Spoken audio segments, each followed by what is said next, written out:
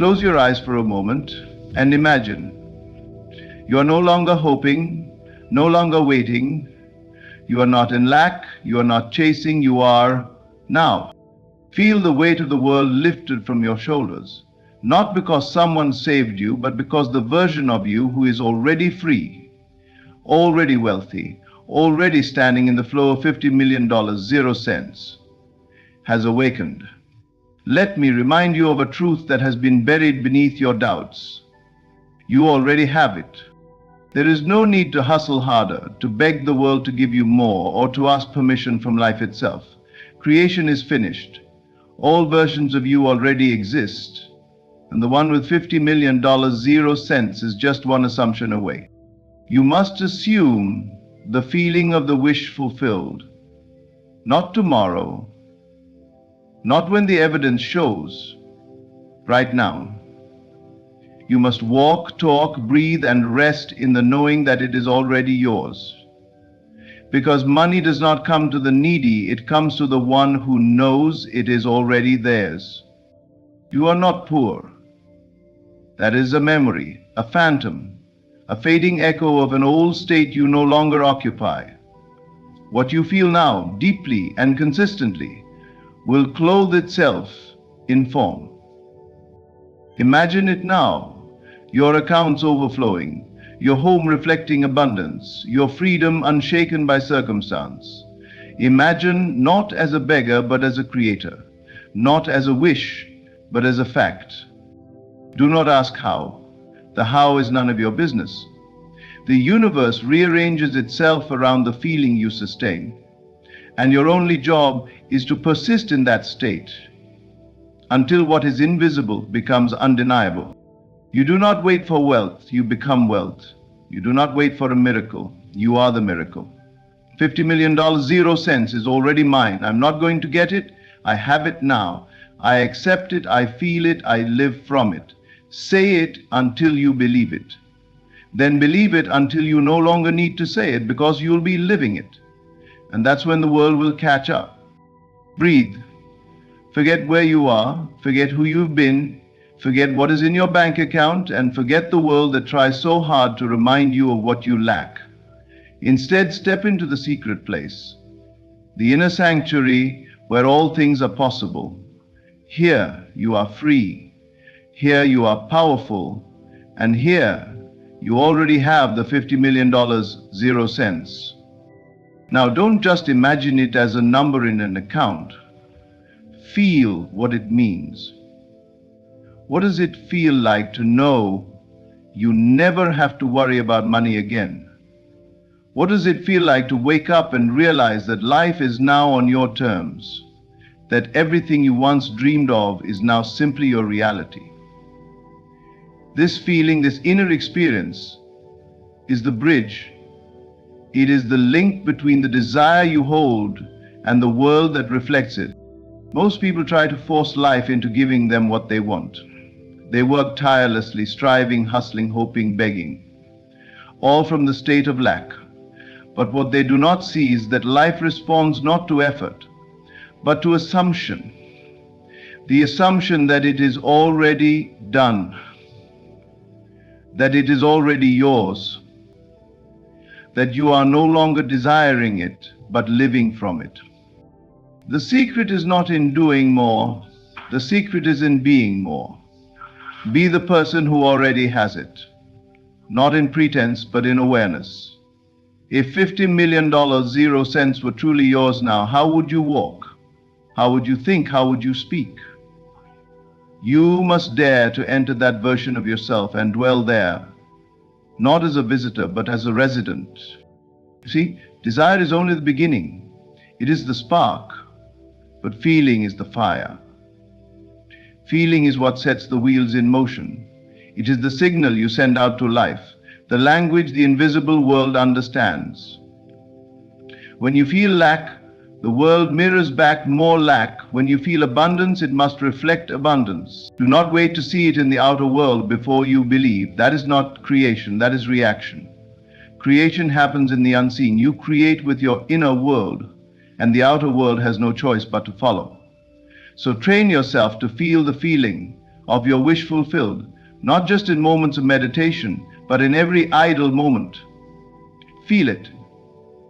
Embody it. Let your imagination be bold. Let it be real. Picture yourself walking through your dream home, not as a dream, but as a memory. Hear your voice on the phone with your banker moving millions. Feel the texture of the life that belongs to you. Let it take over your senses. Let it rewrite your reality. This is not fantasy, this is the law of consciousness. What you accept as true within yourself becomes the truth you walk through. So never again say, I want, for wanting implies you do not have. Say instead, I am. I have. It is done, because in the realm of spirit, it is already so. You are not imagining to create it. You are imagining to recognize what has already been created. You are not convincing the universe, you are convincing yourself. And once you believe it, the world will bend to that belief. The feeling is the key that unlocks the door. It is the proof of faith, the evidence of things not yet seen. So, live from the feeling, let it consume you, let it guide you, and one day soon, you'll look around and realize what you once imagined is now your life. What you see right now, the life you're living, the people around you, the money in your account, the job you hold. It is not the cause, it is the effect. The result of the imaginal acts you've once accepted as true. You may not remember the exact moment you imagined these things into being, but you did. Everything around you was first created in your mind. Every experience, every condition, every so-called coincidence, it was shaped by thought, molded by imagination, and sustained by belief. We are taught to believe that what we see with our physical eyes is the real world. But this is the great illusion. What you call reality is simply the solidified version of your inner world. It is a mirror, a delayed reflection of what you have accepted and entertained within yourself. If you do not like what you see, there is no use in fighting the reflection. The only transformation that lasts is the one that begins in the mind. Imagination is not some playful distraction. It is divine. It is creative power. It is the workshop of the world. Everything you ever built, touched, loved, or lost was first born in the invisible realm of thought. So why do we doubt it? Why do we look at our present circumstances and believe they are fixed, unchangeable? Because we have forgotten the truth. The outer world is not the master, it is the servant. If you want to change your life, you must go to the root, and the root is within. No one can see what you're imagining, but everyone will witness its effects. Do not underestimate the power that lies behind closed eyes and a quiet mind. In that stillness, you are shaping nations. In that inner silence, you are rewriting your life. The moment you begin to imagine a new reality and accept it as real, not someday, not maybe, but now, you begin to plant seeds in consciousness, and like every seed, it needs no effort on your part to grow. It only requires your faith. Water it with your attention, nourish it with repetition, protect it from the weeds of doubt, and in time it must bear fruit. You cannot imagine one thing and expect another. You cannot dwell in poverty in your mind and expect riches to knock at your door. You cannot hold on to memories of failure and hope success will bloom. Life is just. It gives you exactly what you assume to be true. And that truth is not determined by your words, but by your inner state. So you must imagine differently, boldly, radically. You must dare to believe that your imagination is more real than what your senses report, because it is. The senses only tell you what was. Imagination tells you what can be. And if you persist in the assumption of your desire, your senses must eventually confirm it. They have no choice. The world does not change first. You do. And once you do, the world cannot help but change with you. Because imagination is not a dream. It is the foundation of all that exists. It is the only reality. Hold fast to it, and everything else will follow. There is a quiet power that moves mountains, opens doors, and multiplies wealth, and it does so without noise, without struggle, and without force. It does not shout, it whispers. It lives not in the world of action, but in the stillness of your inner being, and it is there in the silence of your mind that all things are claimed. Not earned, not chased, claimed. You have been taught to fight for money, to strive endlessly, to wake early and run faster, work harder, push beyond your limits. You've been told the world rewards those who hustle, who bleed, who sacrifice everything just to taste a drop of financial freedom, but that is not how true wealth is made. That is how it is chased, and often how it slips through your fingers. The real source of wealth is within, and it does not respond to desperation, it responds to acceptance. You do not have to convince the world you are worthy of money. You do not have to beg life to bless you. You only have to accept in the quiet sanctuary of your own mind that it is already yours. This is not denial of reality, this is mastery of it. Because reality is fluid, it bends to the assumptions you hold in consciousness. And when you claim something internally, not wishfully, but confidently, the world rearranges itself to match that inner knowing. So what does this claiming look like? It is not loud, it is not dramatic, it is subtle. You sit in stillness, you close your eyes, and you feel the truth of it. You hear the inner voice that says, I already have more than enough. You do not argue with it, you do not doubt it.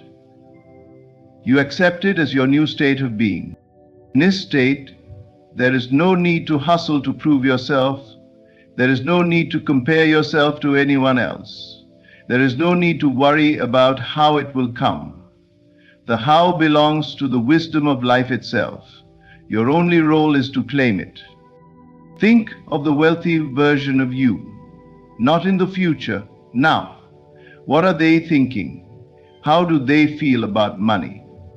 How do they walk through the world? They are not frantic. They are not anxious. They are calm. They are certain. They expect abundance, and therefore it finds them not because of effort, but because of alignment. This is the secret most ignore. You do not manifest what you want, you manifest what you are. And you become what you assume. So assume the role now. Be the person who already has it. Feel that peace. Feel that confidence. Not for 5 minutes, but for as long as it takes, until it becomes natural. Let others chase. Let them stress. You have found the still place, the place where all things begin. And from that place you speak not to the world, but to yourself. I have it. And that quiet claim echoes into the fabric of reality, weaving the events, people, and opportunities that lead you exactly where you belong. There is no need to announce it, no need to prove it. What is truly yours cannot be taken. What is claimed in consciousness cannot be denied in the outer world. So speak not with your mouth, but with your inner vision. Declare not to others, but to yourself, again and again, until your soul believes it. And when you believe, the world will reflect, not because you forced it, but because you claim it in the silence of your mind. To persist in the unseen is to claim a higher order of reality, one that is not dependent on appearances but anchored in conviction. What you see in the outer world is only a reflection of a former state of mind. It is not the truth of your present assumption. Therefore, to let what is seen determine what is believed is to surrender your power. You are not here to react to the world, you are here to create it. When you imagine a life of wealth, abundance, and ease, and yet wake up to unpaid bills, lack, or disappointment, that is the moment of choice. Will you persist in the unseen? Will you remain faithful to what you have claimed in consciousness, even when all the evidence around you says otherwise? Or will you fall into doubt, which is nothing but the mind denying the gift that was already given? Doubt is the thief. It is the subtle voice that whispers, maybe this isn't working. But that voice only arises when the outer world does not immediately validate your inner assumption. Do you see the trap? That voice believes the seen world is more real than the unseen one. But all that you now experience was once unseen.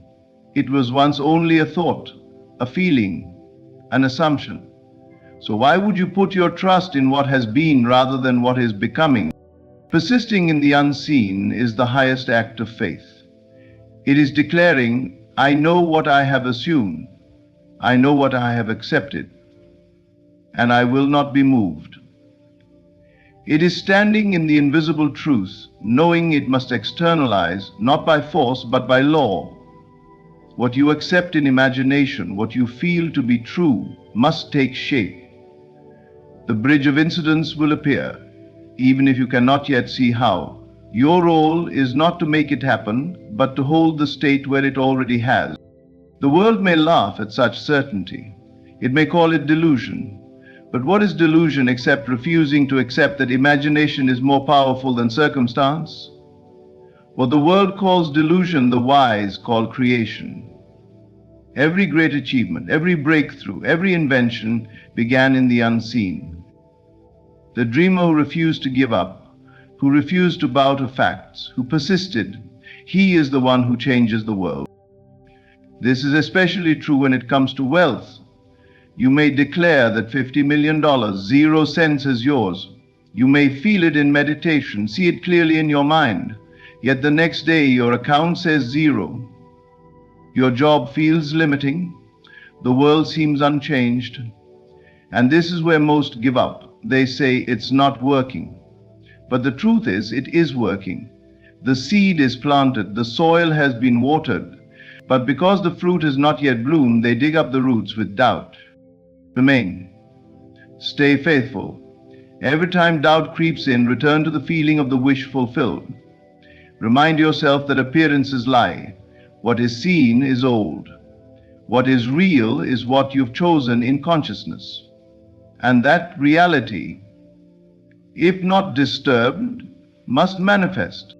Let the outer world do what it will. It can scream, lack, show, delay, offer contradiction, but you are unmoved. You are anchored in the unseen. You know who you are. You know what is yours. And you persist, not in effort, not in struggle, but in stillness. The stillness of knowing, the quiet power of certainty. Because to persist in the unseen is to say, I already have it. And that, without exception, is how all miracles are born. There comes a time when asking must end and knowing must begin. The one who constantly asks, who repeatedly begs or pleads, is unknowingly affirming that they do not have. Each request is a subtle declaration of lack, a whisper that says, it is not yet mine. But when you move from asking to knowing, you shift the entire rhythm of your reality. You cease to chase, and instead, you become. The reason knowing is powerful is because it is complete. It does not look for evidence, it does not hope, it possesses. To know something in consciousness is to fuse with it so completely that the outer world has no choice but to conform. You are no longer trying to get money, success, love, or recognition. You are simply walking through the world as the one who already has it. This is not arrogance, this is not fantasy. This is the spiritual law at work. When you ask, you are like a beggar outside the gates, hands stretched, waiting for permission. But when you know, you are the owner of the estate, walking in your garden. The same request that once came from desperation now vanishes, because the result is already assumed. Knowing is not about words, it is about being. You can say, I know I'm rich, and yet still carry the inner feeling of scarcity. You can tell yourself it's done while your energy screams, I hope it happens. This is why so many affirm without results. They are still asking on the inside, still doubting, still wondering if it will work. The shift happens when you no longer wonder because you already are. You're not trying to win the lottery. You're the person who has already received it. You're not hoping for wealth. You're adjusting your world to the wealth that is yours. The moment you stop asking and start knowing, the conversation with the universe changes. You are no longer separate from the thing you desire. You are it. Imagine walking into a room and knowing $50 million, 0 cents is already yours. Would you act differently, speak differently? Would you feel more secure, more free, more relaxed? That's your work, to feel from that version of you now, because knowing brings embodiment, and embodiment brings manifestation. When you stop asking, you stop pushing it away. When you start knowing, you magnetize it to you. People often say, I've been manifesting for so long, why hasn't it happened? The answer is almost always this: because you never stopped asking. You stayed in a loop of wanting, requesting, and waiting. But the ones who receive fast, the ones who shift effortlessly, they walk as if it's already so. They live from the end, not toward it. They know. Knowing is a calm thing. It is quiet. It does not need validation. It carries a peace that surpasses proof. When you know, you do not check for signs. You do not ask when. You do not look to others for reassurance. You simply hold the state because you are the state. This is the secret behind miracles. The healer does not wonder if the body will be restored. He knows it already is. The visionary does not question if the business will succeed. He sees the future clearly and lives from it now. You too must begin to know your life into existence. So the next time you find yourself wanting to ask, pause. Replace it with inner conviction. Say within, it is already done. Then feel the shift. You'll notice your breathing slows. Your body relaxes. That anxious energy dissolves because you are no longer a seeker. You are now the source. And from that state, the world will echo your certainty. It will bring you the evidence you no longer need, the manifestation you already believed. Because in the end, you don't get what you ask for. You get what you know is yours. To live from the end is to move beyond time, beyond doubt, beyond the illusion of separation. It means you no longer wait for the $50 million, 0 cents to appear before you believe it is yours. You claim it first in consciousness, and then live as the one who already has it. You do not ask when it will come. You do not chase signs. And you certainly do not let the numbers on a bank screen define your identity. You are not becoming rich. You are rich now. The world simply has to catch up. This is not about pretending. This is not wishful thinking. It is embodiment. It is stepping into the role that matches your desire and refusing to step out of it. If you believe the lottery win or the massive inheritance is something you must get to, then you've placed it ahead of you, like a dangling carrot. You are always on the way, never arriving. But the moment you live from the end, it becomes your present experience, not a hope, not a maybe, a fact. Most people play the lottery from lack. They pick numbers while feeling poor. They hope to win, but their hearts are filled with disbelief. They imagine how nice it would be, but live every day as though it's not going to happen. And so they perpetuate the state of not having. They are playing from the middle, not from the end. But the one who understands this law plays differently. You don't play the lottery trying to win. You play it knowing that you've already won. That's a different posture. That's not just optimism, it's certainty. When you fill out your ticket, do it with the energy of gratitude. with a deep inner stillness that says, "Thank you, it is done." Don't check the numbers in desperation. Check them as a confirmation of what you already accepted within.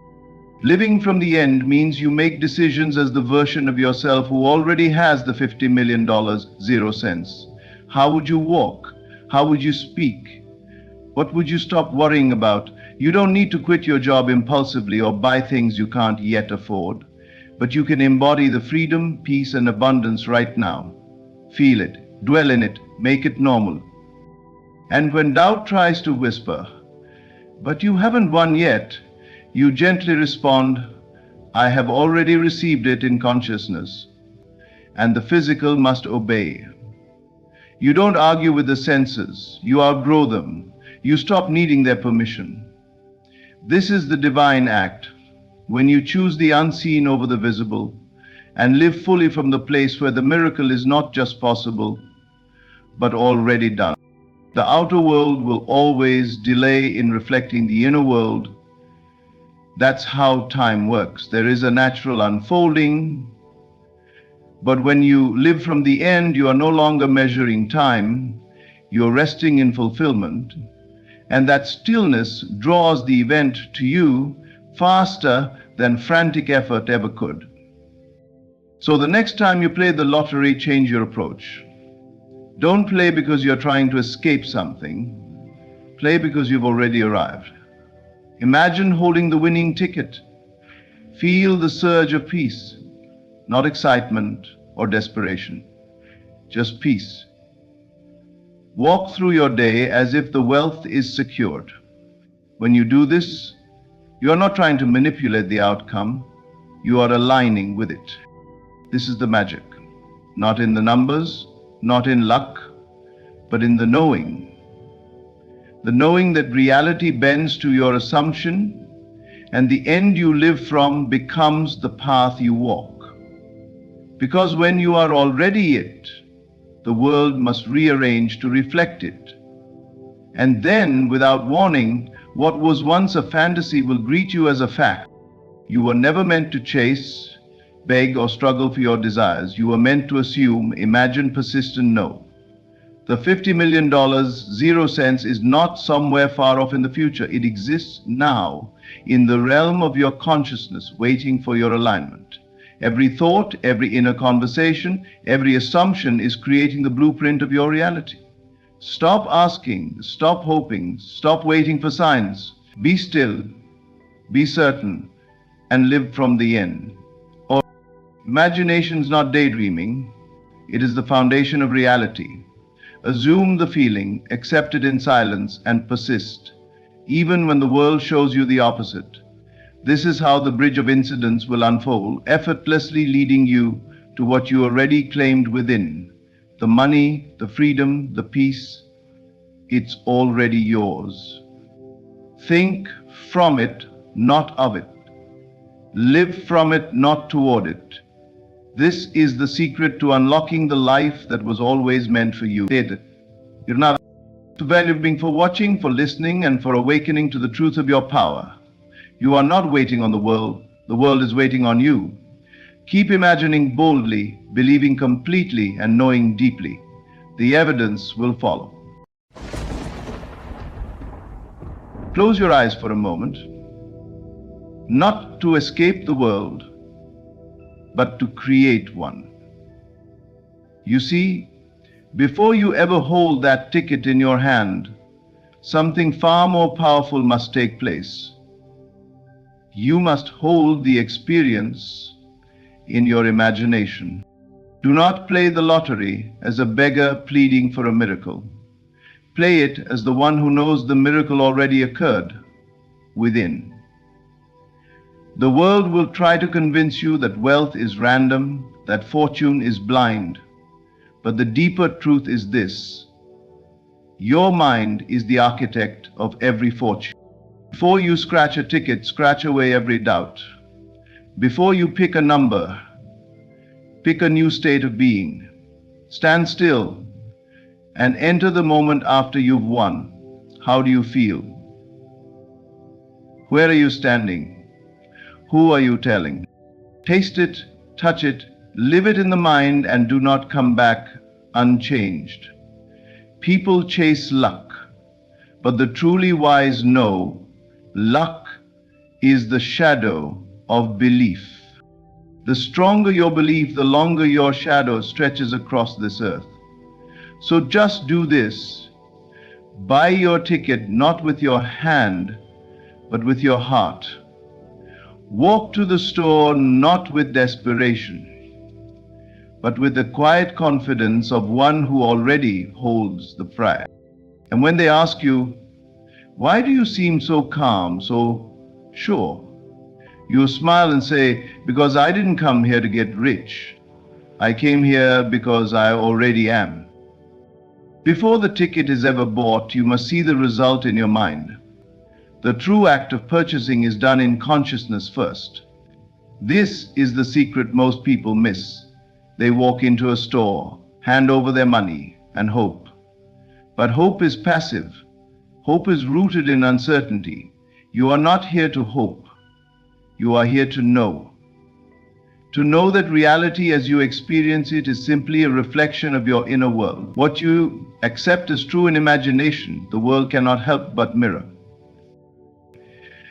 When you buy a lottery ticket, you're not just making a financial transaction, you're making a spiritual one.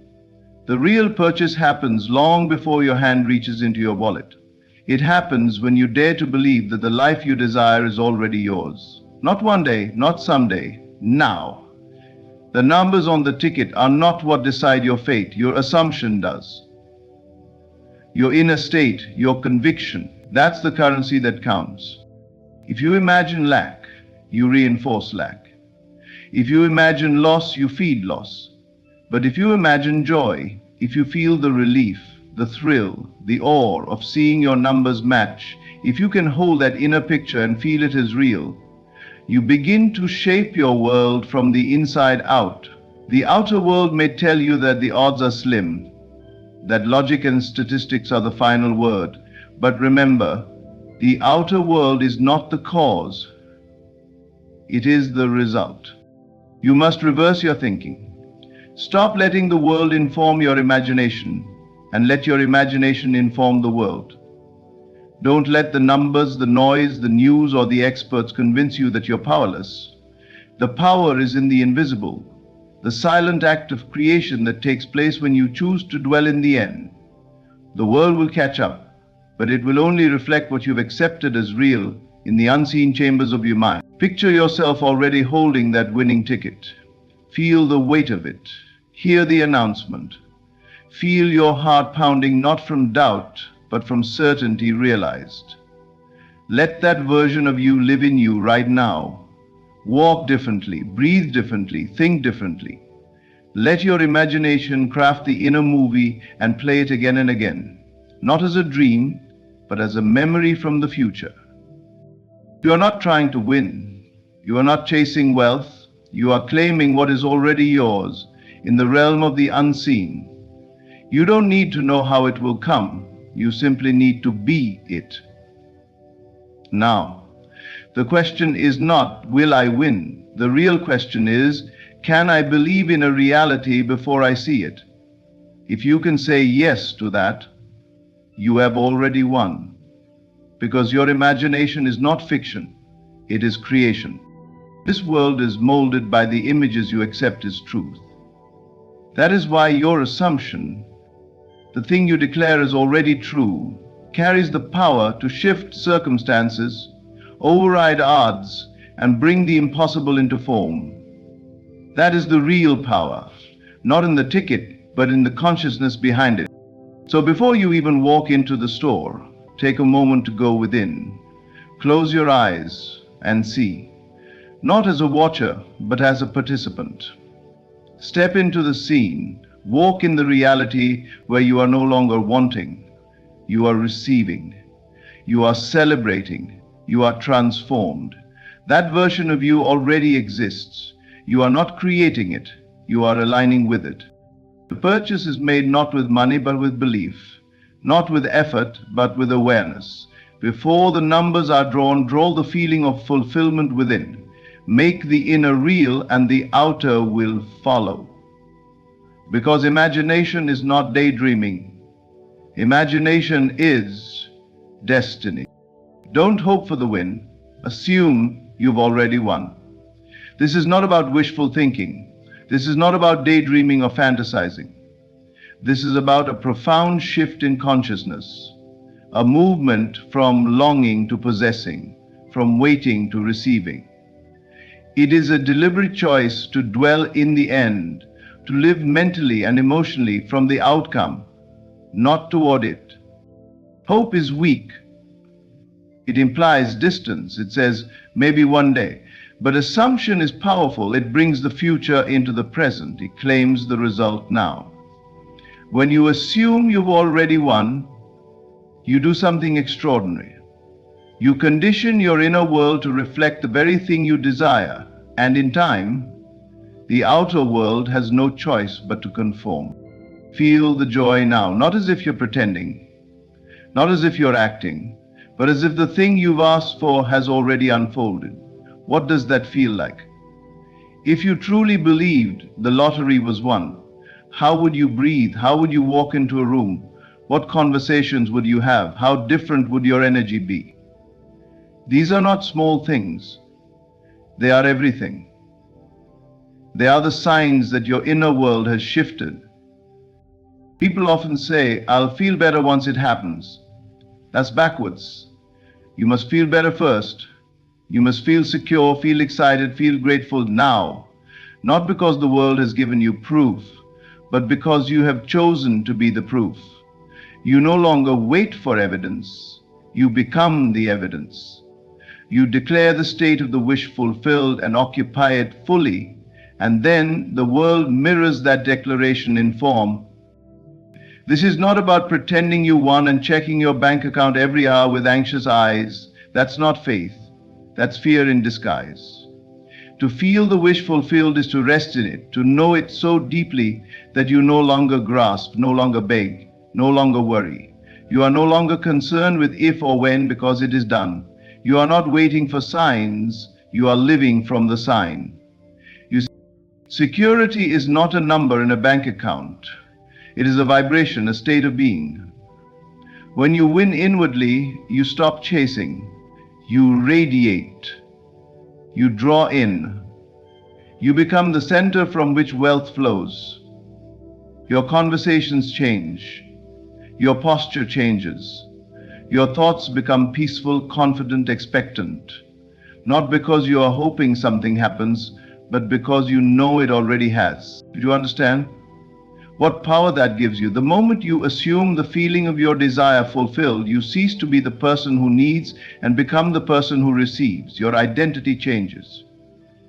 And when identity changes, reality must follow. That is the law. You do not need to figure out how the world will arrange itself. You only need to remain faithful to the state you've entered. Let yourself smile. Let yourself feel the warmth of knowing. Let yourself celebrate quietly, not because you're pretending, but because you are remembering. This isn't fiction. It's memory from a future moment. And your only task is to remember more often than you forget. Feel the joy now, not later. Feel the freedom of not needing to check your balance. Feel the lightness of knowing bills are paid, dreams are funded, generosity flows from your hands. Sit with it, dwell in it, speak from it. Make decisions as if it were already real, because in truth it is. The seed has been planted, and no one doubts a seed when it is buried in soil. They trust that life is taking root, unseen but inevitable. So before the world shows you the win, you must show the world your decision, the decision to feel what you asked for before it arrives. That is the act of creation. That is the secret. To feel now as you would then, to live today as you would if the prize were already in your possession. Not to force it, but to be it. You've already won. Now act like it, speak like it, feel like it, because that is how your world changes. Not when the numbers align on paper, but when the feeling aligns within. The lottery is just one possible bridge of incident. It is not the source of wealth. It is merely a symbol, an avenue, a path your mind can grasp. But the true source does not depend on tickets, numbers, odds, or statistics. The true source is infinite, limitless, unbound by method. It needs no mechanism but your belief. That is all. To become attached to the how is to limit the flow. It is to tell infinite intelligence that it must come through this door, in this way, at this time. But life in its vastness, in its wisdom, laughs gently at such narrowness. The moment you define how it must happen, you close yourself off to the greater miracles already forming outside your view. You shrink the possible into the probable, and in doing so you confine what was meant to be limitless. If wealth is your desire, your task is not to decide the channel. Your task is to feel the state of wealth so deeply, so fully, that the outer world bends to accommodate that inner truth. You don't need to figure it out. You only need to dwell in the state that would be yours if it were already done. The bridge will appear, and it may look like a lottery ticket, or it may look like something you never could have imagined. Detach from the how.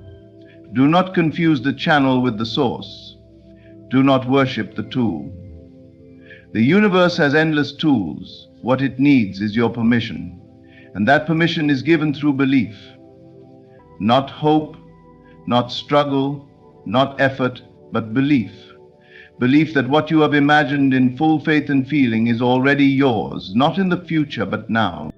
You are not here to control conditions, you are here to choose states. When you choose the state of abundance, life must respond, not because you forced it, but because you became it. The path that delivers it may come dressed in the ordinary or in the spectacular, but it is not your job to determine how it shows up. That is the realm of the unseen. That is the art of trust. Imagine placing an order at a restaurant, and then insisting on going into the kitchen, telling the chef how to cook, what ingredients to use, in what order. You would ruin the dish. You would disrupt the process. The wise guest orders and waits in confidence. They trust that what they've requested will come, prepared in a way better than they could do themselves. So it is with desire. Ask, assume, feel it fulfilled, and then release it. The lottery is a beautiful symbol. It represents sudden transformation, abundance out of nowhere.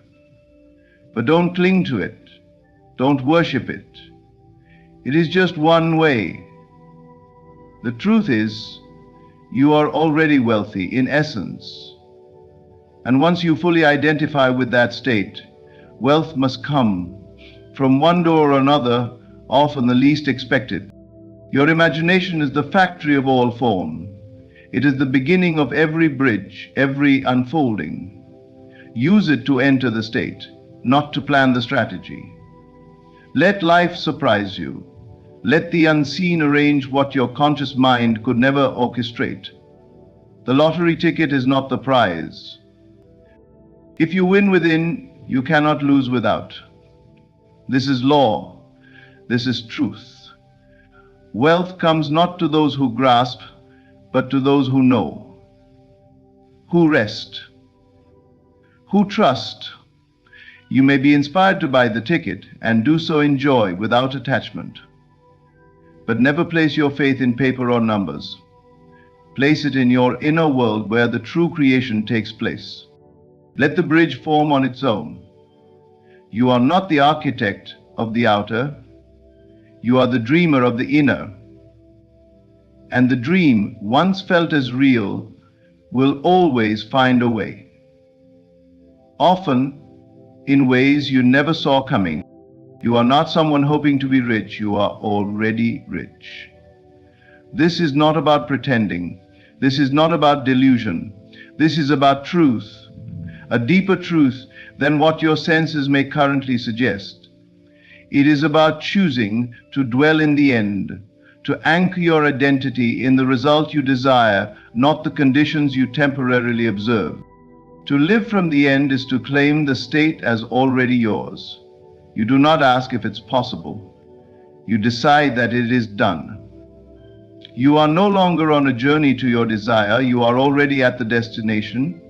The world hasn't caught up yet, but it will, because your inner world has shifted. You have become the thing you once pursued. And when you live from the end, you begin to notice a strange peace. You stop forcing. You stop overthinking. You begin to move differently. You walk with the quiet confidence of one who knows they have nothing to prove and nothing to chase. The conversations you have change, not because you're trying to impress anyone, but because you genuinely speak as someone who possesses. The struggle dissolves. Ask yourself, if I were already rich, how would I feel? Sit with the answer, don't rush it. Let it wash over you. Would you be anxious? Would you be grasping? Or would you be relaxed, content, generous? Would you worry about tomorrow or rest in the fullness of now? That feeling, that state, is the signal you must return to again and again. It is the fertile ground where all things grow. Do not confuse this with acting. Living from the end is not a performance, it is a conviction. It is not playing a role, it is becoming the role. The difference lies in your belief. Are you faking it or are you embodying it? The former requires constant effort. The latter brings effortlessness. Because it is no longer something you're trying to maintain, it's simply who you are. Wealth, like all states of consciousness, is not something you get, it's something you accept. It is claimed within. Once accepted, it begins to express itself outwardly in ways both natural and miraculous. But you must hold the state regardless of appearances. You must remain faithful to the end you've chosen, even when your senses scream otherwise. You are not poor hoping to be rich.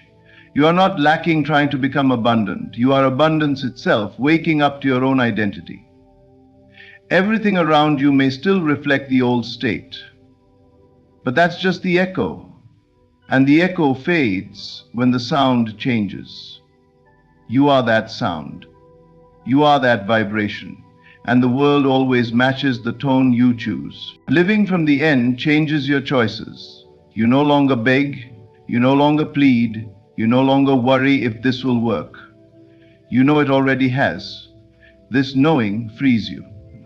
You buy the coffee without guilt. You give without fear. You speak of your plans without doubting their fulfillment. Not because you're forcing a false image, but because you've accepted the truth of who you are. So speak like it, walk like it, breathe like it, and most importantly, feel like it. That feeling is your guide, your compass, your confirmation. It is the proof you need. Not the number in the bank, not the house or the car, but the deep inner knowing that says, I am. That is enough. That is everything. Live from the end and let the rest unfold. Silence the outer world. Not with force, not with anger, but with understanding. The outer world is not the cause, it is the effect. It is the reflection, not the source. And reflections do not lead, they follow. What you see, hear, and touch is the echo of what you believe, what you assume, and what you accept to be true within yourself. When you decide to accept a new reality inwardly, you must learn to become deaf to what contradicts it outwardly. Statistics, odds, voices of doubt, they all belong to the world of appearances. They arise from a consciousness that has forgotten its own power. But you must remember that reality begins not out there, but in the quiet spaces of your own mind. There will always be someone to remind you of the odds. They will quote percentages. They will tell you to be realistic. But what they call realism is only a loyalty to what has already been. It is not a vision of what could be. and certainly not of what already is in the unseen. When you silence the outer world, you begin to walk by inner knowing, not by external sight. Ask yourself this. What would I do if I could no longer hear the opinions of others? What if no statistic, no expert, no well-meaning friend could plant their doubt in my mind? Who would I be then? What would I dare to believe? That version of you, the one untouched by noise, is the version who manifests. That is the version who creates. You are not denying the facts. You are refusing to worship them. You are not ignoring the world. You are choosing not to let it shape your identity. This is not blind hope. This is spiritual precision.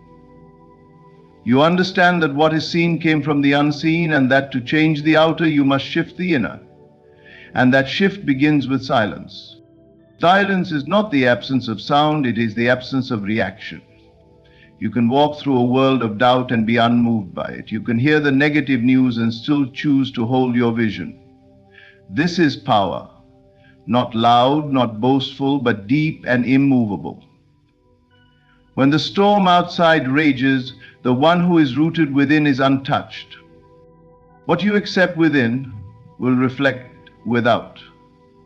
Not may, not might, will. This is law. The moment you accept a new state of being, the outer begins its slow and certain reshaping.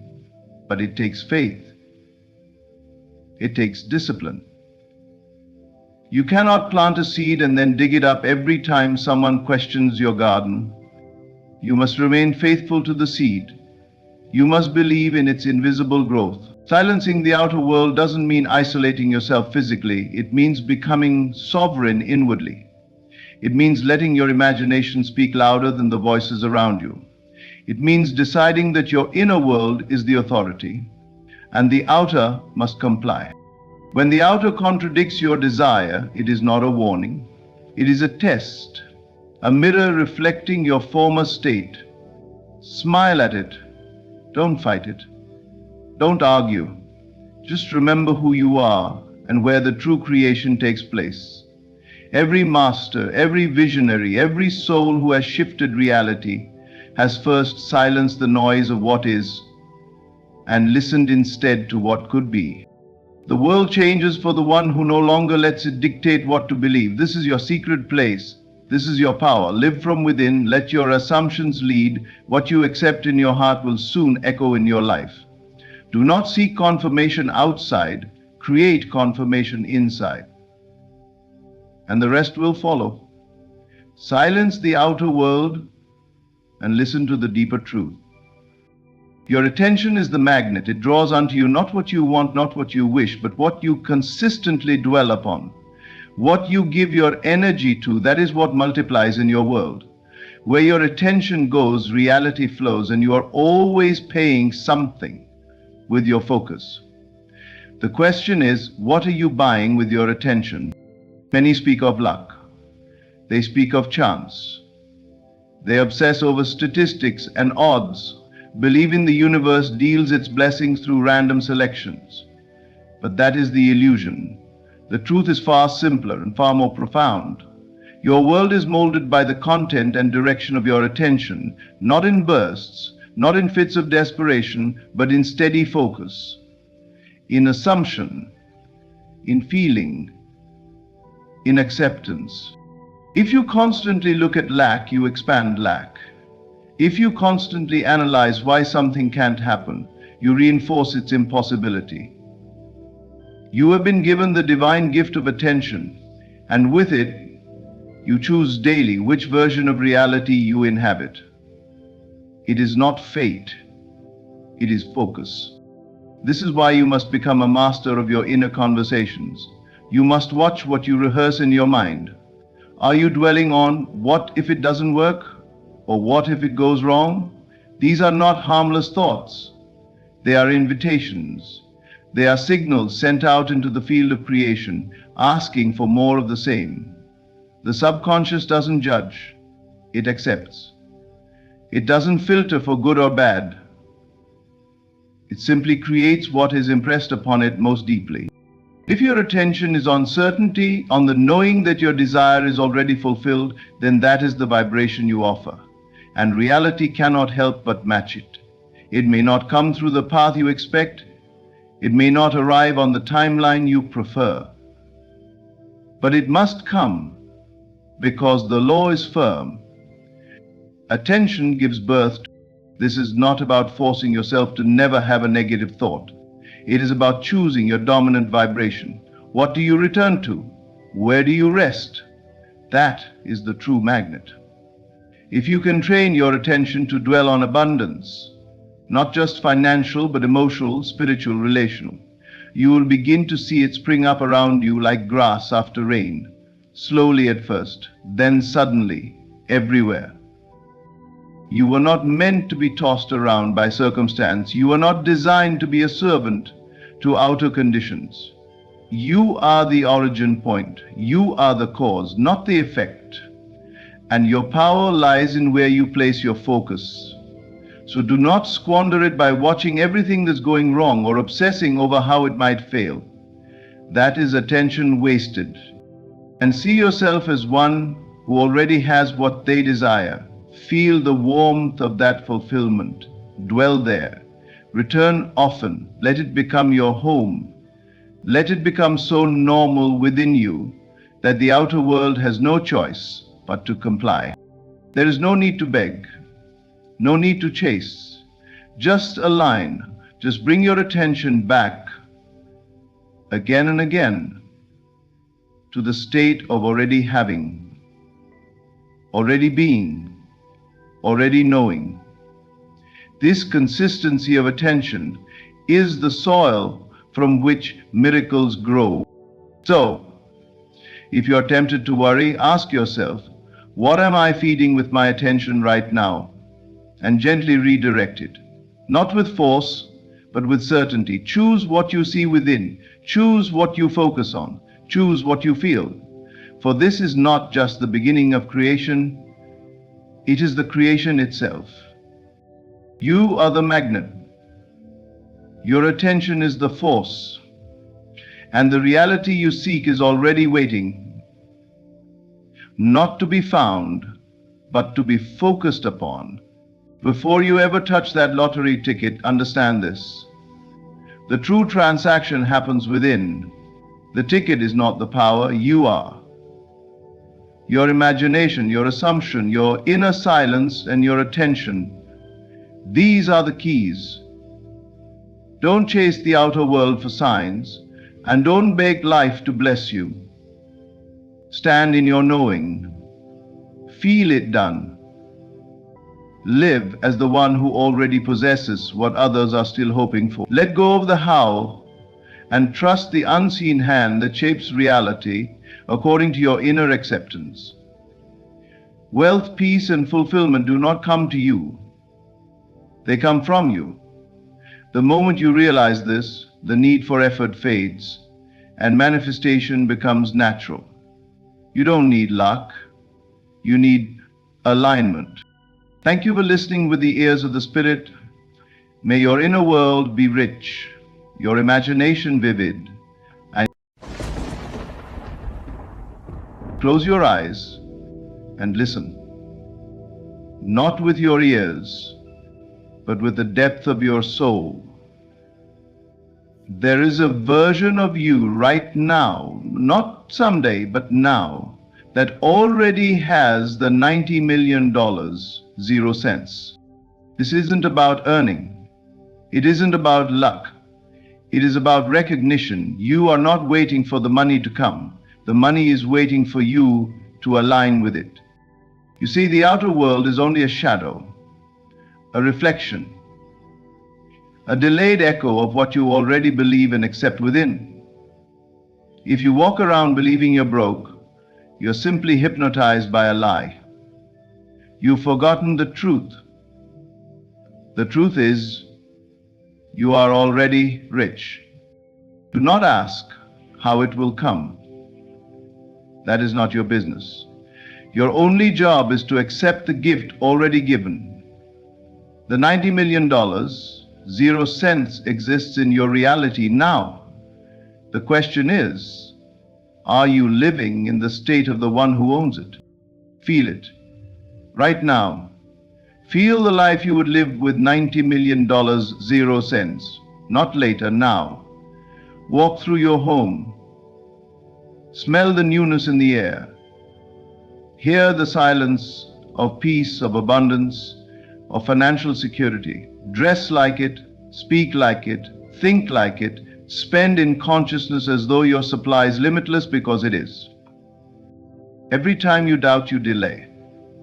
Every time you fear, you resist. But when you assume with calm assurance, when you know as surely as you know your name that it is yours, the world must conform. You're not wishing, you're not hoping, you're being. And that is the secret. That is the power. Whatever you are conscious of being, the world must mirror back to you. So today, declare in silence or in speech, the $90 million, 0 cents is mine. It is done. It is finished. I walk in the wealth I already have. Relax. Let the unseen organize the scene. Let the formless take form. Stop checking. Stop comparing. Let the river flow. You never chase what you already own.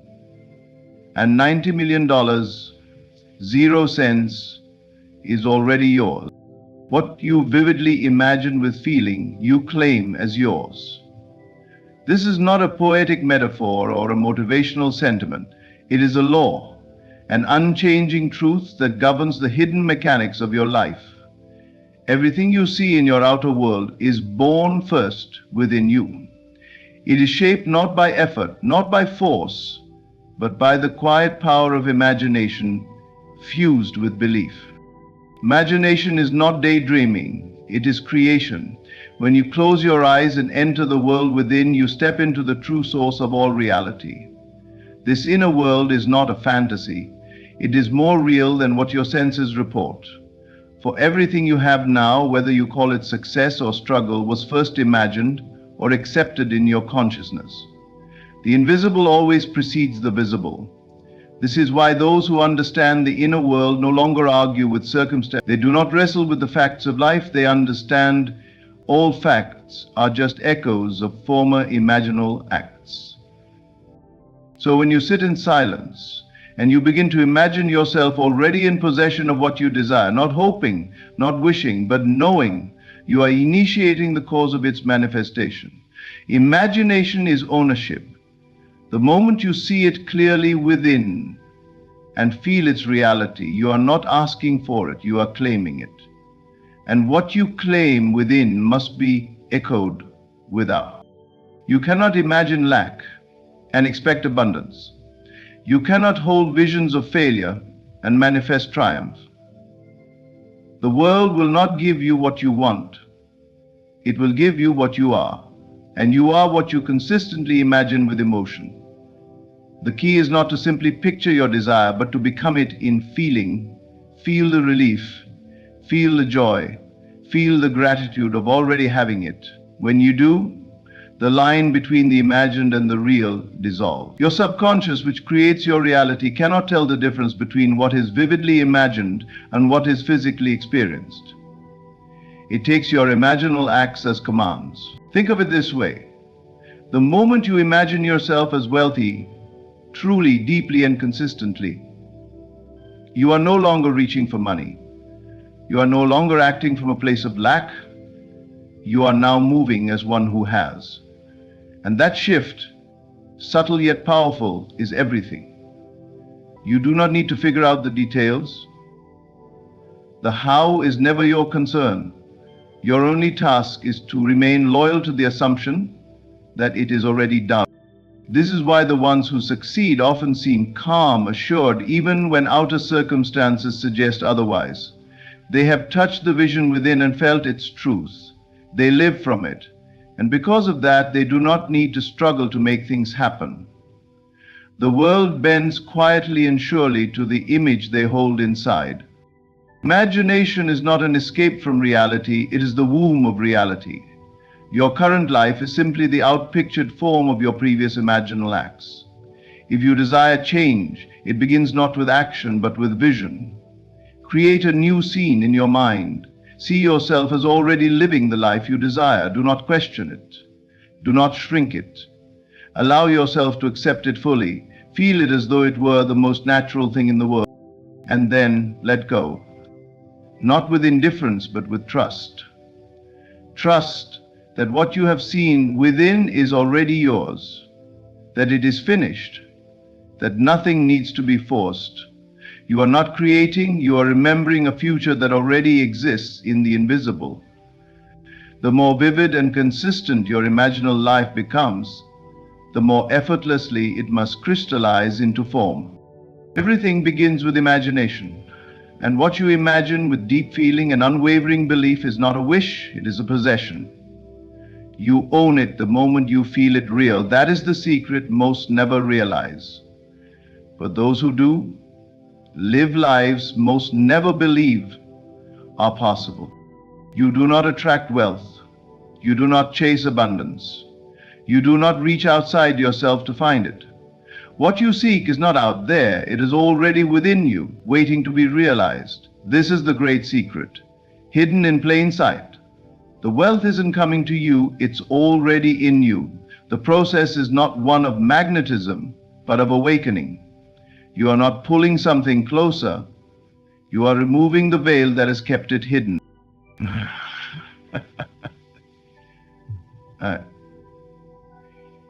Realization is a deeper knowing, not of the mind, but of the spirit. It is the moment you stop trying to become and start accepting that you already are. The world teaches us to look outside, to strive, to hustle, to grasp. But the truth is silent and still. Nothing new is added to you. You simply become aware of what has always been yours in the unseen. You were not born empty. You were born whole. Every desire you hold is not a random wish. It is a seed of memory planted deep within your being. It points to something that already exists in a higher dimension of your consciousness. You are not asking life to give you something new. You are asking your awareness to align with the version of you who already possesses it. This is why the language of attraction often fails to explain the true nature of manifestation. Attraction implies distance, that what you want is far away and you must become a magnet strong enough to pull it near. But that is not the case. There is no distance between you and your desire. There is only the illusion of separation created by your senses. The physical world reflects the thoughts you have consistently accepted as true. It cannot show you what you are not conscious of being. To realize wealth is to recognize that your internal state creates your external conditions. The moment you identify with abundance, speak as if it is yours, feel the emotion of already having it, you shift your entire energetic frequency. Not to pull something to you, but to bring yourself into harmony with what already is. The life you want is not outside of you, it is within you, waiting for your permission to be seen, experienced, and lived. Imagine standing in front of a locked vault. Everything you desire is inside. Health, love, freedom, wealth beyond measure. You try to force it open with action, effort, and struggle, but it resists. Why? Because the key is not force. The key is awareness. The moment you remember who you truly are, the door opens effortlessly. You do not need to beg for what is already yours. You need only realize that it has never been taken away. This is the power of the unseen. What you do not yet see with your eyes can still be known with your inner vision. The world of appearances may try to convince you that you are lacking, but your true self, the quiet presence within, knows you are abundant. To realize this is to step into dominion. You stop trying to make things happen and begin allowing them to unfold according to divine timing and alignment. So stop chasing. Stop waiting, stop acting as though your wealth is somewhere in the distance, held in the hands of others. Begin instead to remember that you are the source. The wealth is not coming, it has already arrived, but only the version of you that knows it can live it. This isn't about effort, it's about awakening. You are not drawing the life you want closer. You are stepping into the awareness that it is already done. It is finished. When you realize it, you no longer need to prove it. You simply live it quietly, powerfully, authentically. What you're looking for is already here.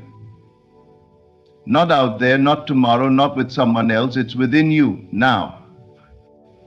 Realize it, and you will walk in it. To live from the end is to abandon the idea that you are on a journey toward your desire. It is to occupy the state where the desire is already fulfilled. Not in the future, not someday, now. You are no longer waiting for $90 million, 0 cents. You are already the person who has it. You do not hope, you do not wonder, you know. And that knowing, that deep inner conviction, becomes your dwelling place. It becomes your atmosphere. Most people live from the middle. They live in the tension between wanting and having, constantly reaffirming with their thoughts, emotions, and actions that the thing they desire is not yet theirs. And so the outer world continues to echo their inner state of lack. But when you live from the end, you collapse the distance between the seen and unseen. You become the embodiment of the fulfilled state. Feel what it's like to already have the $90 million, 0 cents. Not just in words or surface level affirmations, but in your nervous system, your breath, your attitude. Imagine waking up in the morning and knowing without a shadow of doubt that you are already wealthy beyond measure. How would you move through your day? How would you speak? Who would you be without anxiety about bills? Without concern over the future? That version of you exists now. You are not creating that version. You are revealing it by aligning with it. It is not about faking, it is about shifting. You do not pretend to be wealthy, you assume you are. You wear the energy of completion like a coat, invisible but felt in every room you enter. The world may not yet see it, but your assumption is more powerful than any fact. Because assumptions harden into facts. This is the law. Begin to speak from the end. Let your language reflect the final scene. Not, I hope to be rich, but I am already abundantly supplied. Not, I want to be free, but I am already living in financial freedom. Speak from the mountaintop, not the valley. The words you use shape the state you dwell in, and the state you dwell in becomes your reality. Then act from the end. Your actions too must be informed by the fulfilled desire. This doesn't mean reckless spending or careless behavior. It means you move with the quiet confidence of someone who knows the outcome is already theirs. You do not beg, you do not chase. You move as someone who already possesses. You carry peace. You embody certainty. And think from the end. Guard your mind. Do not allow it to drift into doubt or desperation. When fear rises, gently return to the fulfilled state. Remind yourself, it is already done. The money is not coming, it is here, in my awareness, in my spirit, and soon in my world. The delay is only the time it takes for reality to reflect the new state. But in truth, the shift happens in you first, and that is the only place it ever needed to happen. The outer world will conform. It must, because when you change your internal assumptions, you change your relationship to life itself. The version of you who has $90 million, 0 cents, is not trying to get it. They are living it, breathing it, radiating it. Let that version guide your choices, your emotions, your focus. That is the power of living from the end. You no longer wonder if it will happen. You accept that it already has. You stop looking for signs and become the sign. You no longer seek evidence, your being becomes the evidence. Your inner reality becomes so real that the outer must obey. And it will, quietly, surely, and often suddenly. Live from the end, and the end will find you. Doubt is not harmless. It is not just a passing thought or a fleeting emotion. Doubt is denial in disguise. It is the silent voice that says, "This is not yours. You are not worthy. It may not happen." And each time you entertain that voice, even for a moment, you are turning away from the very thing you have claimed to be yours. Every time you question the reality of your desire, you reject it, you delay it, you push it back into the shadows, and then wonder why it hasn't appeared. Faith is not hoping that something might happen. It is not wishing for a better outcome. Faith is the acceptance that the unseen is more real than the seen. It is the knowing that what exists in imagination is more powerful than what exists in the physical world, because it is the source of it. The outer world is only a mirror, and mirrors do not project their own images, they only reflect.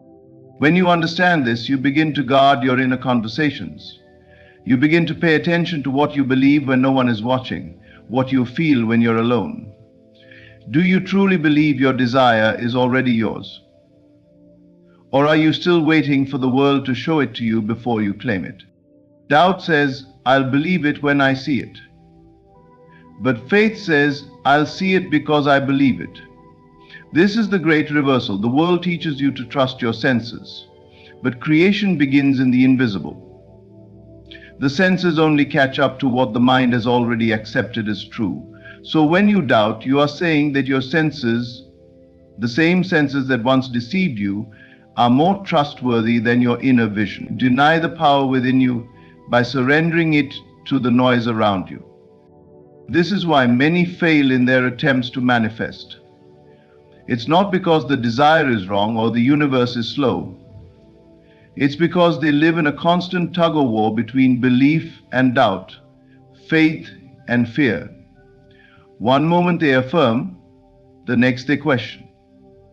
One day they live in the end, the next they look around and say, "Nothing's changed." And in that moment of observation, they fall out of the state. They leave the feeling of the wish fulfilled and re-enter the old self, the self that lacks, that struggles, that waits. You cannot serve two states. You cannot be rich in consciousness and poor in emotion and expect your world to shift. It will always match the dominant feeling, not the occasional thought. Doubt is not neutral. It carries a vibration, a weight. And the more you indulge it, the more you drift from the fulfilled state. But here is the good news. Doubt is only powerful when you agree with it. The moment you recognize it for what it is, a denial of truth, you can release it. You can return to your knowing. You can reaffirm, "This is already mine, I am not asking, I am claiming." And that return to faith is the return to power. You do not need to feel perfect all the time. You do not need to eliminate all fear, but you must refuse to dwell in doubt.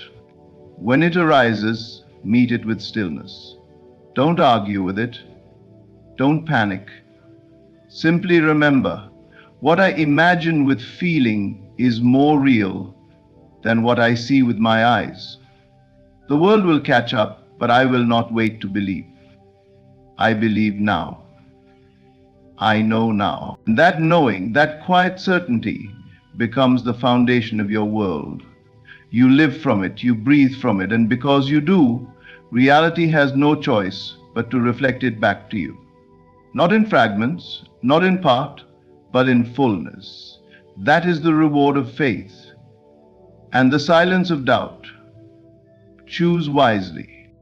Your assumption is not a passive thought. It is not a weak wish or a hopeful dream. It is the very foundation of your reality. Whatever you assume to be true about yourself, your life, your worth, becomes the shape that life must fill. You are not at the mercy of circumstances. You are not subject to fate as something random or external. You are creating fate moment by moment through the assumptions you hold within. Assume you are wealthy beyond measure. Not someday, not if the conditions are right, but now, in this very moment. This is not about pretending. It is not about lying to yourself. It is about stepping into a new identity, one that aligns with the desire already stirring within you. When you assume something to be true with full conviction, your world begins to shift in response. You are not commanding the universe with force, you are inviting it with certainty. You see, the outer world is not the cause, it is the effect. Most people live in reverse, reacting to what they see and letting those conditions define them. But when you live by assumption, you move from cause to effect. You declare what is true inwardly, and the world takes its cue from you. This is not arrogance, it is divine authorship. You are not waiting for wealth to arrive. You are recognizing that it already exists in potential and must now come through you. But here lies the subtle key. Your assumption must be felt as real. It must be carried in your inner speech, your emotions, your habits.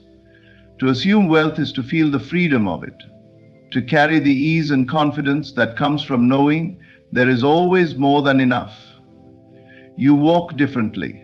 You breathe differently. You make decisions not from fear of loss, but from a sense of abundance. People often say they want change, but they continue to assume the same identity of lack. And so life gives them more of what they assume. Your assumption is the mold. It shapes the quality and texture of your experiences. Change the mold, and you change the product. Do not ask the world to give you what you have not yet claimed within. This is why imagination is so powerful. It allows you to rehearse the reality you wish to embody. And as you do, your subconscious begins to accept it as normal. Once something is normal to you, not exciting, not distant, but familiar, it must appear. It has no choice. The world is simply responding to who you have decided to be. That is your task, to decide, to assume the state and then live from it. Let no outer fact shake your inner knowing. Let no delay convince you to change your mind. Remain faithful to the assumption of wealth. Let it be your resting place, your natural posture.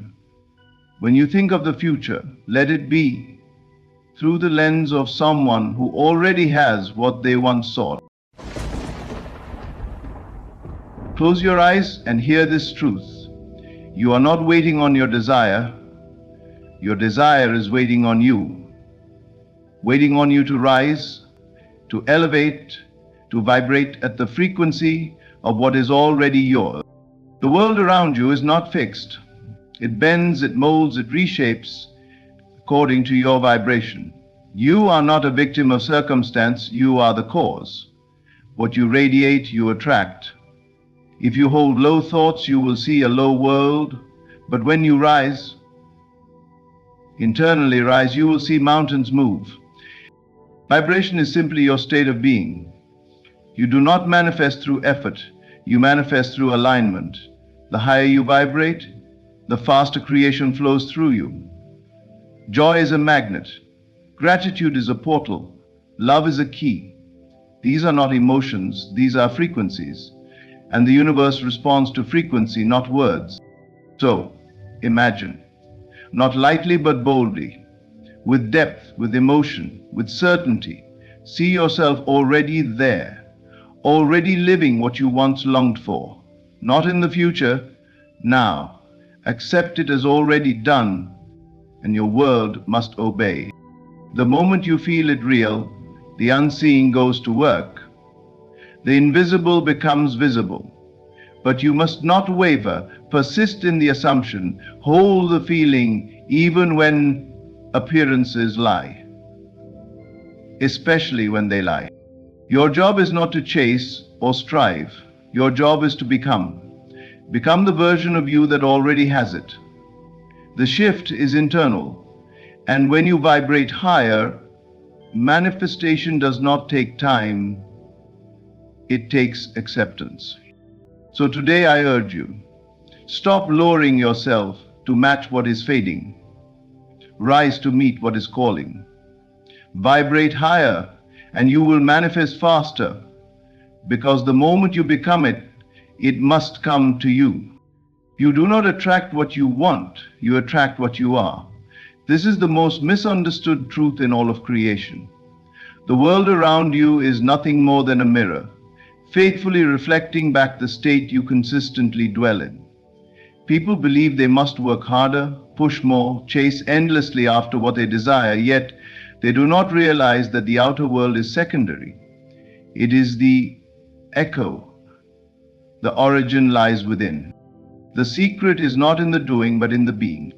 Your inner state, what you feel, assume, and believe to be true about yourself and life, broadcasts a silent frequency. This frequency is your vibration. It is not heard by the ears, but it is registered by reality. The moment you shift your state, the world must shift in response. But because the world seems so solid, so separate, we tend to ignore the invisible cause and blame the visible effect. Desire alone changes nothing. Wanting something, no matter how deeply, does not draw it to you. What draws it to you is becoming the version of yourself who already has it. You must embody the outcome. That is, you must feel the reality of the desire fulfilled so deeply that your consciousness cannot distinguish between what is imagined and what is perceived. When you persist in an inner state of lack, you do not move toward your goal, you only deepen the distance.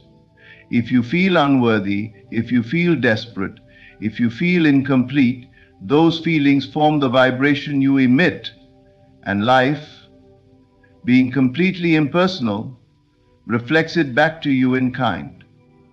You meet experiences, people, and events that affirm what you are already being inside. But when you deliberately shift inward, something extraordinary happens.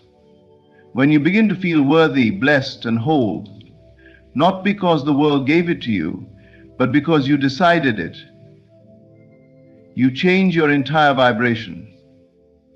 And life, like a loyal servant, must obey. This is why it is said that to him who has, more shall be given, because the one who feels abundance attracts abundance. The one who feels love receives love, not because they seek it, but because they have become it. The inner state is not dependent on conditions. It is the cause of them. You must become quiet enough to recognize what you are vibrating. If you are anxious, pause. If you are worried, observe. If you are bitter, release. And then choose again. Choose deliberately to dwell in peace, in faith, in love. The moment you do, you've already moved realities.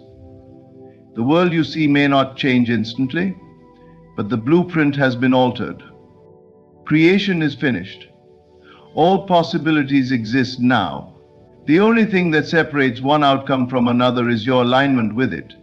And alignment is nothing but sustained vibration. The more consistently you dwell in the inner state of your desire fulfilled, the more quickly it materializes around you. It is not magic, but law. And the law is always working, whether you believe it or not. Do not be fooled by appearances. The world will test your commitment. It will whisper doubt. But stay faithful to your state. Choose to remain in the feeling of the wish fulfilled, no matter what the senses show, because the senses only echo the past. The future is formed in consciousness. Your inner world is the soil. What you water with emotion grows. So stop trying to force the outer world to bend. That is not your task. Your only task is to assume the feeling of your desire as already yours. to vibrate in harmony with it, and to watch calmly, faithfully, as life reshapes to match your new frequency. You are not chasing the dream is chasing you. Once you become the version of you who already lives it. Emotions are not random.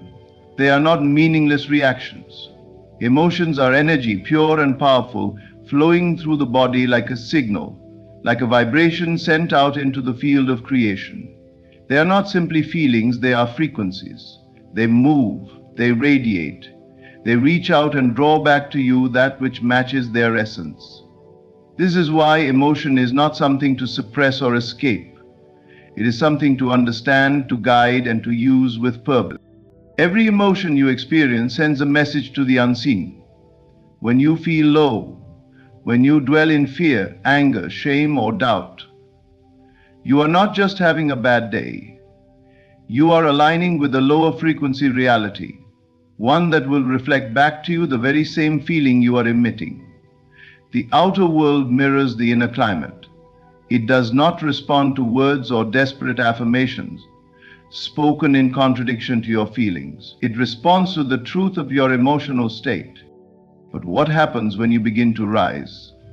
When you start to cultivate elevated emotions, not as a reaction to circumstances, but as a choice, a practice, everything changes. Gratitude, love, peace, joy, these are not simply pleasant feelings. They are the gateways to higher realities. The moment you feel gratitude, you are telling the universe, it is done. I have received. You are no longer begging, no longer waiting. You have become the version of you who lives in the fulfillment of the desire. Love is the purest frequency. Not romantic love, but unconditional, inner, radiant love. Love for life, for being, for self. This emotion raises your vibration faster than logic ever could. It lifts you beyond resistance, beyond fear. And in that high vibration, the reality you once dreamed of begins to feel natural, even inevitable. That's the key. It must feel natural. The emotion you hold makes it so. Peace, too, is a frequency often overlooked. Peace is powerful. It is not passive. Peace says, I no longer need to struggle. I trust the unfolding. And in that trust there is release. And in that release, manifestation flows faster, clearer, with less effort. Because creation does not respond to force. It responds to surrender, to faith, to emotional alignment. You do not manifest by thinking harder. You manifest by feeling deeper. Thought is the blueprint. Emotion is the builder.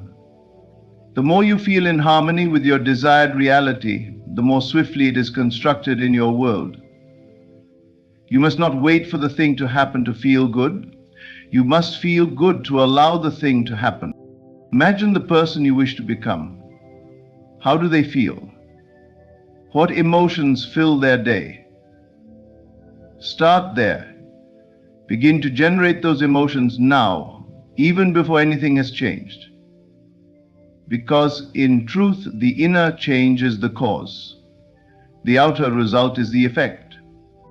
Motion moves reality. Emotion is the bridge between the invisible and the visible.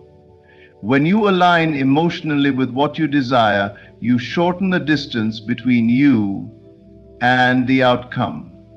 Time is no longer the barrier, vibration is. And when your emotional vibration matches your imagined future, time collapses. The future becomes now. Let this be your practice, not to force manifestations, but to feel your way into them, to choose the highest emotions, even when nothing has changed, to live from the inside out, not the outside in. Because when you choose gratitude in the absence of reason, you become magnetic. When you choose joy before the breakthrough, you bring the breakthrough closer. When you choose love before the healing, you activate healing. You are not powerless. You're not stuck. You are a creative force, shaping your life with every feeling you sustain. So feel wisely, feel richly. Let emotion be your tool, your guide, your magic. Emotions are energy in motion, and you, by feeling on purpose, can move your world. Imagination is not fantasy. It is not mere daydreaming or mental escape. Imagination is the original act of creation. Everything that exists in your life right now began first in the unseen world of thought, shaped by the silent power of imagination. Before anything becomes form, it must first be accepted in consciousness. What you vividly imagine and emotionally accept as true plants the seed of your future experience. The world you see is nothing more than the harvest of what you once imagined and believed. Many believe the world is shaped by action, by effort, by external striving, but those are effects, not causes. The true cause lies deeper. All creation begins in the invisible. The mind is the womb, the inner world the workshop. It is not what you do for hours that shapes your destiny. It is what you dwell upon in the secret place of your mind. Imagination is not idle. It is active, it is spiritual. It is the divine gift that allows you to rise above circumstance and see the world not as it is but as it could be. And in that seeing, you make it so. When you imagine something clearly, in detail, and add to it the feeling of reality, the sensation that it is already yours, you trigger a shift in vibration. And when your vibration changes, the world responds. You do not have to wait for permission. You do not need proof. The outer world always lags behind the inner vision. So many delay their transformation because they are waiting for evidence, but the evidence comes after the seed is sown. And the seed is your imagined scene. It is your vision, felt as real, accepted without doubt. Whatever you persist in imagining with faith becomes law in your world. This is why idle worry is dangerous. When you imagine things going wrong, when you rehearse fears and worst-case scenarios, you are planting seeds to weed. Only weeds, not flowers. Your imagination does not care whether you use it to build or to destroy. It simply obeys. It receives the command through feeling, not word. The secret, then, is not just to imagine, but to imagine with emotion. You must feel your scene as though it is happening now.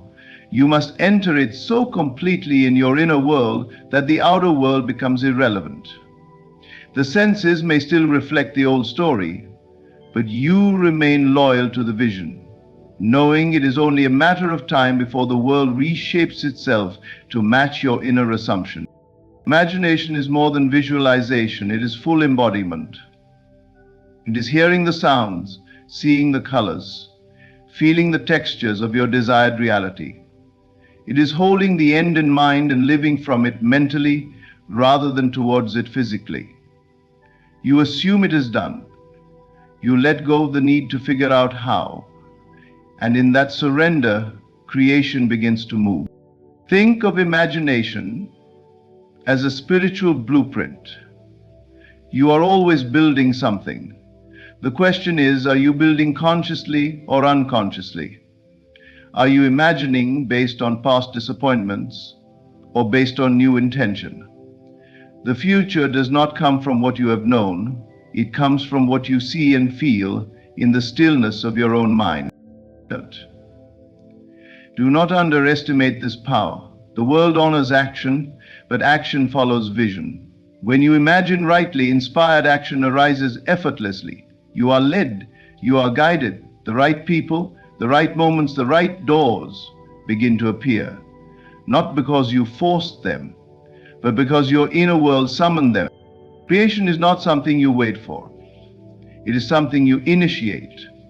Imagination is the seed, feeling is the water, faith is the light, and time is the soil that brings it all together. So imagine, and imagine boldly. Refuse to return to the past. Let your mind dwell only on what is lovely, noble, and true. What you vividly imagine and emotionally accept as real without doubt, without resistance, must come to pass. It is law. It is your gift. Use it well. The truth of who you are has never changed. It cannot be tarnished, diminished, or lost, only forgotten. Beneath the noise of the world, beneath fear, doubt, and limitation, there is a core within you that is pure light, pure power, pure knowing. And the closer you come to that truth, the faster your vibration rises. High vibration is not something you earn or chase. It is what you return to. It is your natural state, your original frequency before you were taught otherwise. From the moment you arrived in this world, the world began to shape you. You were told what was possible, what was practical, what was safe. You were conditioned to believe in lack, in struggle, in separation from your desires. You were trained to slow your energy, to blend into a world that forgot its own divinity. But deep within, something never forgot. Something always remembered. That spark is your true self, and it is always calling you home. High vibration is the signal of that remembrance. It's what you feel when you are in alignment, when you're no longer resisting the truth of your being. It's the quiet joy that arises when you follow your intuition. It's the peace you feel when you release control. It's the surge of inspiration, of love, of presence. These are not passing emotions. They are echoes of your essence. They are reminders that you are more than flesh, more than history, more than circumstances. The lower vibrations, fear, anger, shame, guilt, are not your enemies. But they are not your home either. They are signals, indicators that you are living in a version of yourself that was handed to you, not chosen by you. They are teachers, showing you where you are out of alignment. The pain is not punishment, it is feedback, and the faster you learn to observe it, honor it, and release it, the faster you rise. You do not have to force high vibration. You only have to stop clinging to what keeps you low.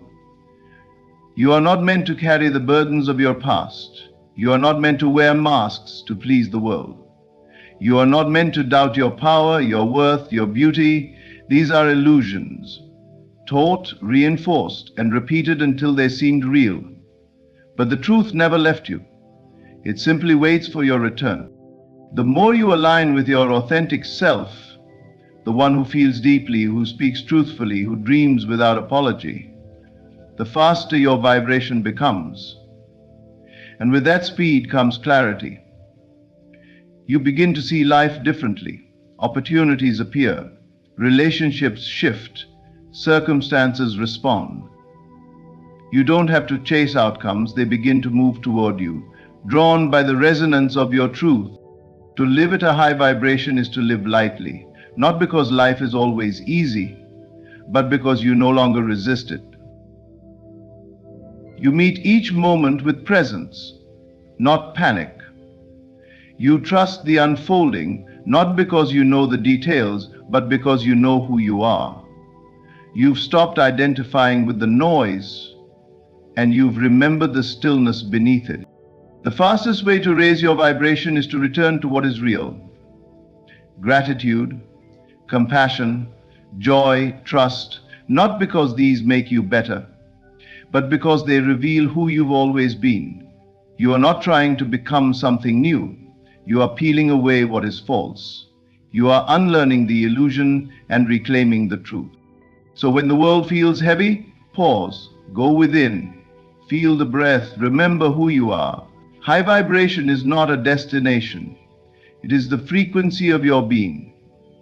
When you stop pretending to be anything less, you are light, you are love, you are limitless. Let everything else fall away. Faith is not a matter of hoping that something might happen. It is the inner certainty that it already has. It is the quiet conviction that defies logic, the stillness that remains even when the senses scream otherwise. Faith is not passive. It is not waiting. It is an active state of inner knowing, a deliberate assumption of the desired outcome as already real, felt deeply and without doubt. It is the invisible substance from which all visible things are shaped. When you feel the wish fulfilled, you are not asking life to bring you something. You are affirming that it already belongs to you. And that feeling is the key. It is not enough to repeat words, to visualize an outcome, or to recite affirmations like a ritual. These are only shells, unless they are filled with emotion. It is the feeling that moves mountains. It is the inner atmosphere that creates the outer change. You do not manifest what you want. You manifest what you believe. And belief is not just thought, it is embodied, emotional truth. To believe with faith means to walk through your day as if the thing were already done. You are no longer looking for signs, you are becoming the sign. You are no longer asking if it's working, you are living from the end, knowing it has already worked. Most people delay their manifestation because they keep waiting for the external world to confirm the internal desire. They look to the mirror and ask it to smile first. But the mirror can only reflect. The moment you believe from within, truly believe without needing proof, the outer must conform. The law cannot be broken. The outer world is not cause, it is effect. It follows your conviction like a shadow. Faith requires that you detach from the how and the when. These are the domains of the intellect, not the imagination. The mind wants a timeline, the soul knows better. It moves in trust. It rests in the unseen. When you live in faith, you are no longer negotiating with reality. You are not hoping. You are dwelling in the feeling of it already being true. And that is enough. To feel the wish fulfilled is to touch the invisible realm and claim it as your own. You close your eyes and see clearly. You feel deeply, fully, without resistance.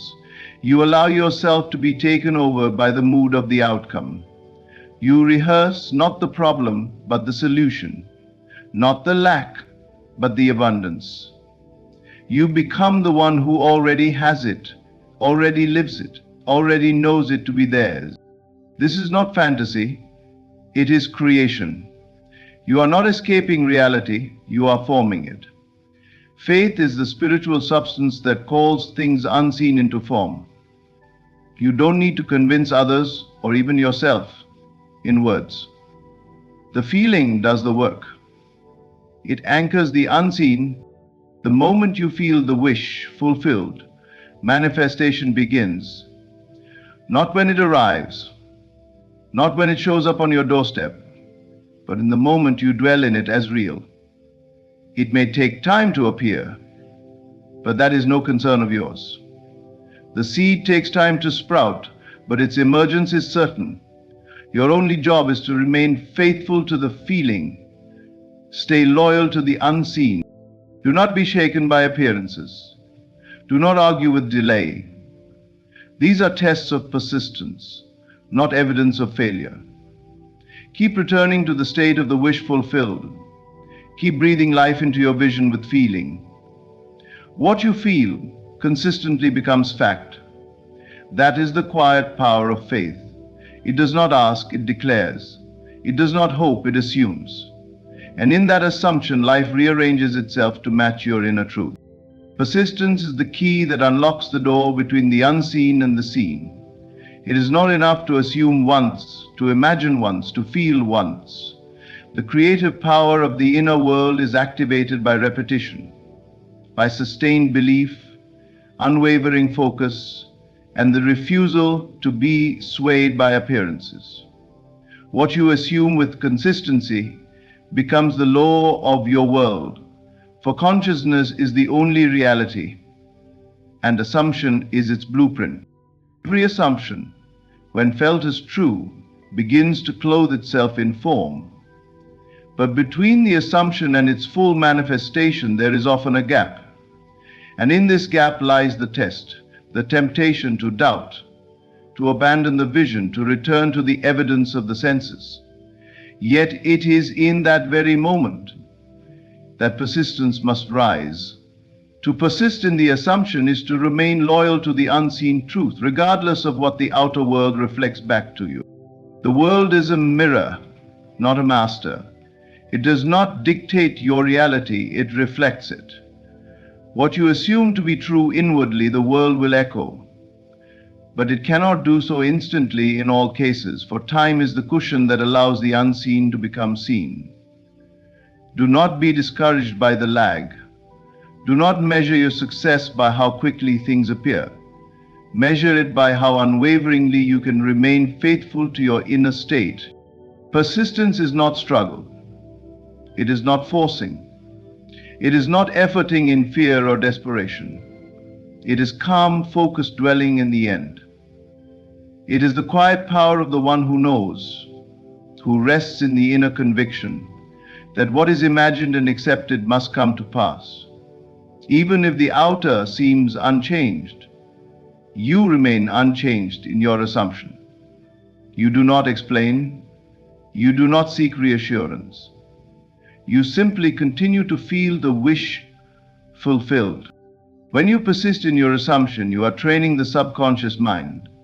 And the subconscious is the servant that never sleeps. It does not argue. It accepts what is impressed upon it with feeling and repetition. And once impressed, it sets the wheels in motion through people, events, and circumstances to bring your assumption into form. But this process cannot complete itself if you constantly undo the work with doubt or contradiction. To assume something is not to wish for it, but to live from it. You think from the end, not of the end. You move through life as though it were already so. You react as the person who already has, already is, already lives in the desired state. This is persistence, not in thought alone, but in feeling, in identity, in inner knowing.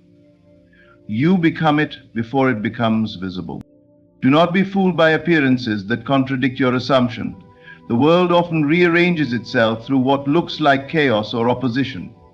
But if you persist, what seemed like delay or denial will reveal itself as part of the unfolding. The key is not to react to what is, but to remain faithful to what you've chosen within. You must persist, even when you feel nothing is happening, even when the world seems to shout the opposite, even when doubt knocks and fear whispers. You return again and again to your chosen state. You rehearse it, you dwell in it, you affirm it, not because you need to convince the world, but because you are commanding it. This is the law.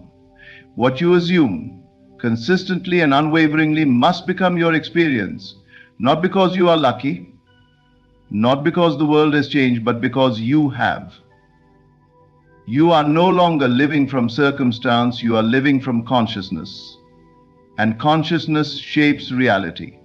So persist, not with tension, but with faith, not with impatience, but with knowing. What you persist in assuming, you inevitably become. When you choose to vibrate higher, you do more than just feel good. You align with the deepest truth of who you are. You no longer chase reality, you shape it. Your imagination becomes your workshop, your emotions become your compass, and your unwavering faith becomes the bridge between the invisible and the visible. The outer world becomes a reflection, no longer a dictator, and you become the master of your own experience. You do not manifest by effort, but by assumption. You do not wait for proof. You live as though it is already done. Every thought, every feeling, every act of inner persistence is a seed planted in the unseen. And when watered with belief, with feeling, with patience, it must grow. Remember, you do not attract what you want, but what you are being.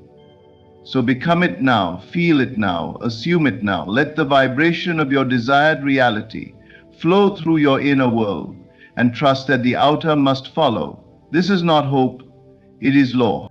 Thank you for listening. May you go forward boldly, vibrating higher, manifesting faster, and living as the creator you were always meant to be.